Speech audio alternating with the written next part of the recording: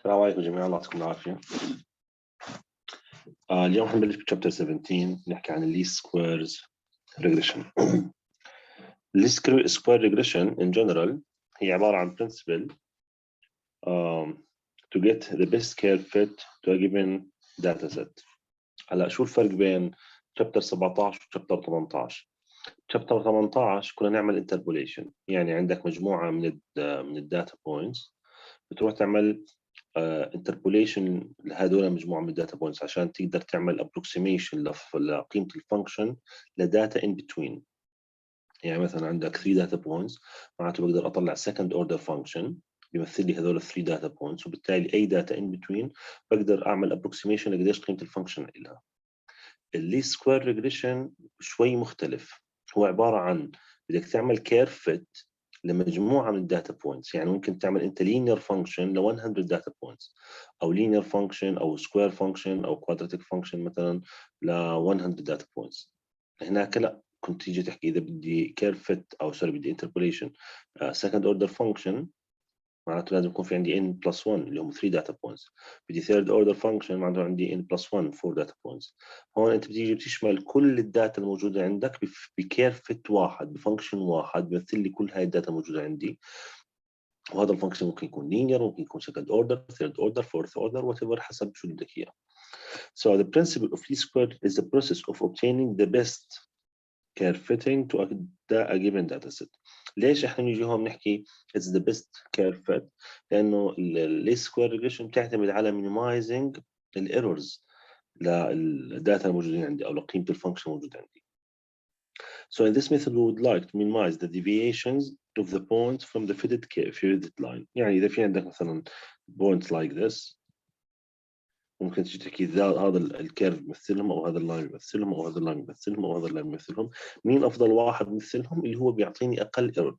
طبعا لما تيجي تعمل تحسب مثلا هي الكيرف الايرور بين الابروكسيميتد والريال، مثلا هون بوزيتيف، هون مثلا الفرق نيجاتيف اند سو اون.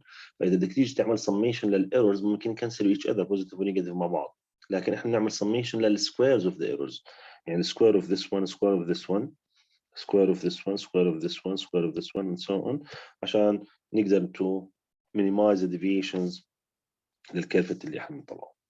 So to minimize the deviation we don't minimize their sum but rather we minimize the sum of the squares of the errors.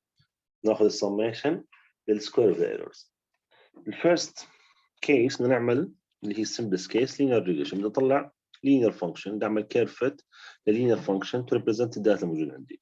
So in this case we will try to fit a straight line linear اللي هو عبارة عن y I عبارة عن a0 plus a1 في xi to a given data set in the form of xi yi.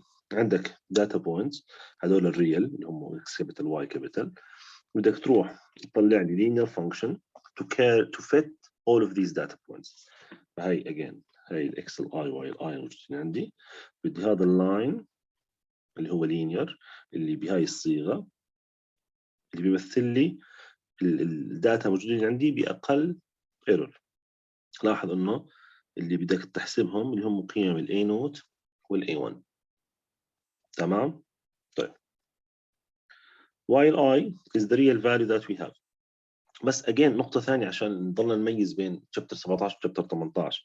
لما كنت اجي احكي مثلا انا عندي مجموعة نقاط بشابتر 18، اجي احكي مثلا هذول 3 بوينتس بدي اجي اعمل مثلا second order function مثلهم، عندي another 3 points بدي اطلع another second order function، عندي هون مثلا دول بدي اطلع linear function مثلهم مثلا 2 points and so on. لاحظ انه الفانكشن اللي انت بتحسبه فعليا passes through البوينتس الموجودين عندك. اذا بتتذكر مثلا اول مثال او اول ميثود كانت دايركت فيت ميثود، كنت تيجي تعوض قيم اكس واي لهي البوينت الاولى واكس واي للبوينت الثانيه واكس واي للبوينت الثالثه، فالفانكشن تبعك يعني بيزبط على الثلاثه بوينتس موجودين عندك، بس بضل انه هو عباره عن to approximate الفاليوز اللي in between. هلا انت الكيرف فيت هون مش شرط to pass through all these points، مش شرط انه يجي هون، لا هياته في ايرور بين هاي وهاي. هون مثلا الايرور بين هاي النقطه وهاي النقطه اقل، بين هذه النقطه وهذا الكيرف اقل، اللي هون الايرور اكبر، الايرور هون اقل، هون ايرور اكبر and so on. فالكيرف فيت بيختلف عن الانتربوليشن. الكيرف فيت بيمثل لي الداتا اللي موجوده عندي، بس مش شرط to pass through all of these data، لكن هو بيعمل لي minimizing للايرور. يعني هو احسن كيرف لانه بمينيمايزنج للايرورز. الانتربوليشن لا، لما تيجي تحكي هذا سكند اوردر فانكشن، الداتا الثري بوينتس اللي انا استخدمتهم الفانكشن تبعي راح يمر فيهم الثلاث. اللينير فانكشن راح يمر بالبوينت 2 بوينتس الموجودين عندي and so on. So again هاي اللينير ريجريشن اللي بنستخدمه the set of xi while i where yi is the real value that we have where small y is the approximate value that we calculate from the fitted function. بدك تروح تحسب fitted function اللي هو y small. determine a0 وال a1 موجودين بالfitted function اللي انا بدور عليه. we can assume ال xi is free of errors. نفترض انه there is no errors وبناء عليه بدي اشتق. So let s هي عباره عن sum of all the errors of all the points، فبالتالي هو عباره عن error 1 squared plus error 2 squared plus error 3 squared الى error n squared، where ei هي عباره عن الكابيتال y minus السمول y. قديش قيمه الريال فاليو ماينس قديش قيمه الابروكسيميتد فاليو. الريال فاليو موجوده عندك من وات ايفر الاكسبيرمنت ولا وات ايفر. الابروكسيميت فاليو اللي هي عباره عن الاي نوت بلس الاي 1 فيكس الاي، دخل الماينس لجوا صفت ماينس اي نوت ماينس اي 1 فيكس الاي الكل سكوير. تو مينيمايز الايرور، اذا بتتذكر زمان كنت تعمل قيم قصوى وقيم دنيا كنت تروح تشتق وتساوي بالزيرو. So partial s partial a naught we're gonna set it equal to 0. partial s partial a1 set it equal to 0. اشتق بالنسبة ل a naught شو صفى عندك؟ التربيع بده ينزل، مشتقة ال a naught أو اللي داخل القوس ضرب مشتقة ما داخل القوس بالنسبة ل a naught اللي هي minus 1. the same thing بالنسبة لمشتقة ال a1، اثنين بتنزل اللي داخل القوس ضرب مشتقة ما داخل القوس بالنسبة ل a1 اللي هي minus xi. مظبوط. so partial s naught partial s partial a naught عبارة عن 2 اللي داخل القوس في minus 1 partial s partial a naught a1 الاثنين في القوس في minus xi. we're gonna rearrange ال equations. هاي equation 1 وهي equation 1 وهي equation 2. rearrange اضرب ب minus 1 اقسم على minus 2 عشان تروح الماينس مع 2 ودي هدول للجهة الثانية. صفى عندك summation لل a naught plus summation لل a1 في x i equal summation لل y i. المعادلة الثانية عبارة عن summation لل a naught في x i plus summation لل a1 في x i squared equal summation في x i y i. طبعا summation لكل البوينتس في a naught عبارة عن a naught في n عدد البوينتس. طلع ال a1 برا summation a1 في summation في all x i equal summation في y i. هاي معادلة رقم 1. معادلة 2 summation a naught في summation في x i plus a1 summation x i squared plus summation في x i y i. هاي معادلة رقم 2. هذول بنسميهم normal equations.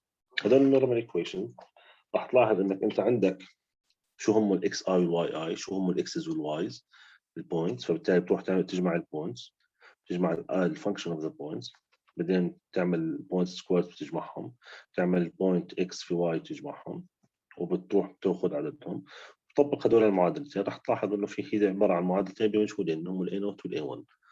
تحلهم بيطلع معك قديش قيمه الاي نوت والاي 1، فبالتالي طلع لنا قديش قيمه اللينير فانكشن اللينير فانكشن اللي احنا بندور عليه.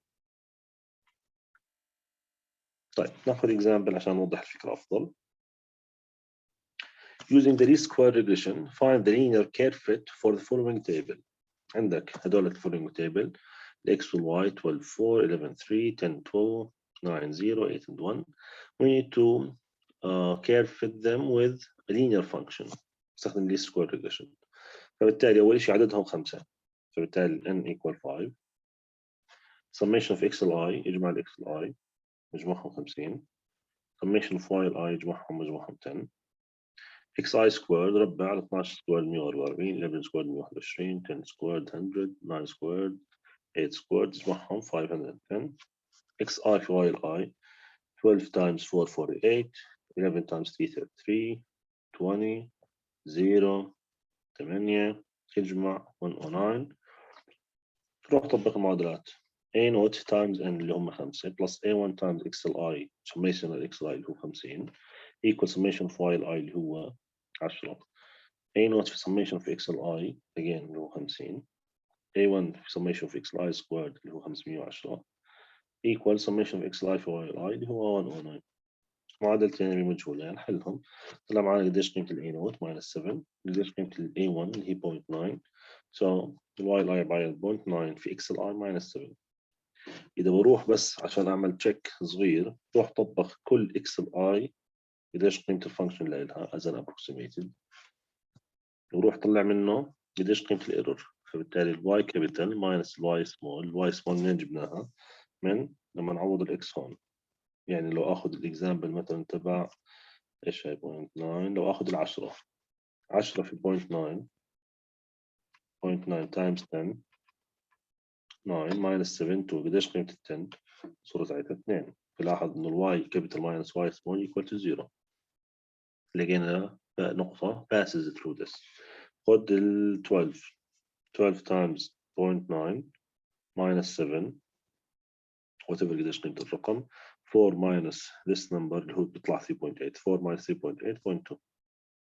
لو تروح تجمع قديش قيم الايرور 0.2 plus 0.1 plus 0 plus minus 1.1 plus 0.8 طلع summation للايرور 0 طبعا by chance.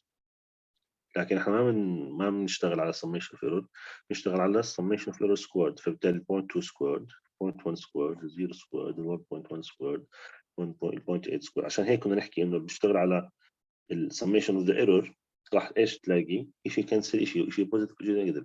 بالتالي ممكن نلاقي كيرف لينير ثاني نلاقي الايرور تبعه برضه 0. لكن احنا هون شو بنشتغل على السكوير اوف ذا ايرور.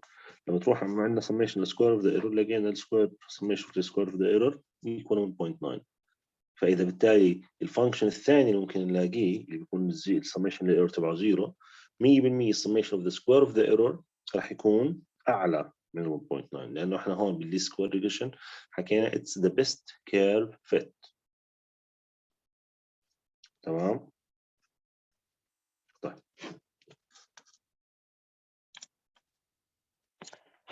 الكيس الثانيه اللي هي البولينوميال ريجريشن. هناك حكينا عن لينير ريجريشن فبالتالي خلاص الفيت الكيرف فيت تبعنا مبين عباره عن لينير فانكشن. هلا بنحكي عن بولينوميال ريجريشن معناته ممكن يكون second order third order fourth order and so on. طبعا the same procedure. let y i عباره عن a0 plus a1 xi plus a2 xi squared plus الى an xi to the power n حسب قديش الاوردر تبع البولينوميال تبعنا. same thing الايرور عباره عن الواي كابيتال ماينس واي سمول. طبق الواي سمول نفس الفانكشن اللي عندك موجود هون so minus a0 minus a1 minus a2 الى minus an xi n. فبالتالي الاس اللي هي summation of the error squared عباره عن الواي كابيتال ماينس الواي سمول سكوير.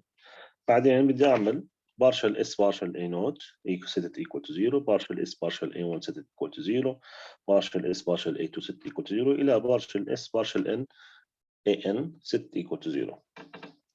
So this will give us n plus 1 normal equations. هناك كان linear أعطانا 2 normal equations. هون بيطلع لنا n plus 1 normal equations عشان يكون في عندك عدد ال unknowns مع عدد equations بتساوي.